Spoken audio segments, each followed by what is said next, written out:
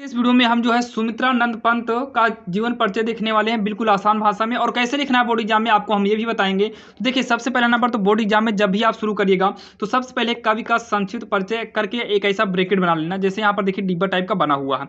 आप इसको बनाने के बाद इसी के अंदर पहला नंबर तो आप लिख लेना, फिर डिब्बा बनाइएगा। तो आप लिखिएगा जन्म, जन्म स्थान, शिक्षा, यानी कि मेन पॉइंट को लिखिएगा। उसके बाद आप साइड में इनका जीवन परिचय लिखना। अगर आप ऐसा लिखते हैं तो बोर्ड एग्जाम में अच्छा खासा नंबर आपको मिलेगा और आपका एक भी नंबर नहीं कटने वाला है।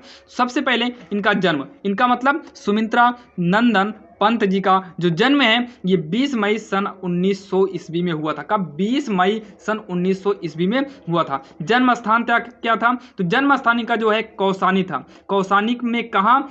अल्मोड़ा उत्तराखंड। कहाँ पर? अल्मोड़ा उत्तराखंड के कौसानी नामक गांव में हुआ था। शिक्षा क्या थी? ये इंटरमीडिएट थे, यानी कि केवल 12वीं तक की शिक्षा इन्होंने की थी। पिता कौन थे? पंडित गंगा दत्त पंत थे।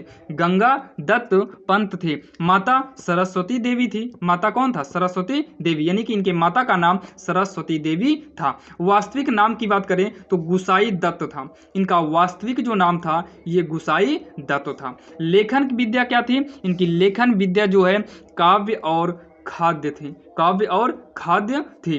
भाषा सरल भाषा था और सरस था तथा सुकोमल खड़ी भाषा थी। सुकोमल खड़ी भाषा थी, यानी कि बोली थी। खड़ी बोली या खड़ी भाषा सेम है।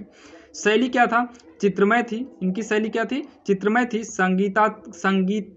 संगीतात्मक था। मुक्तक शैली थी। मृत्यु क्या? मृत्यु कब हुई थी? 28 दिसंबर सन 1977 ईस्वी में, यानी कि 28 दिसंबर 1977 ईस्वी में इनकी मृत्यु हो गई। अब इनका जीवन परिचय हम देखते हैं, पढ़ते हैं, बाकी ये साइड में जरूर लिखिएगा। तो सुमित्रा नंदन पंत का जन्म 20 मई सन 1900 ईस्वी में कौसानी ग्राम, जिला अल्मोड़ा, उत्तराखंड रहेगा, में हुआ था। जन्म के 6 घंटे बाद ही इनकी माता का शरीरांत हो गया, यानी कि मृत्यु हो गई थी। यानी कि इनके जन्म के 6 घंटे बाद ही इनके माँ की मृत्यु हो गई, यानी कि मतलब पैदा होते ही इनकी माँ जो है मर गई थी कुछ समय बाद। इनका पालन प्राकृतिक की गोद में हुआ था। इनका पालन, लालन पालन या इनका पालन जो है प्राकृतिक की गोद में हुआ था। भाई माँ मर गई तो प्राकृतिक में ही इनका होगा।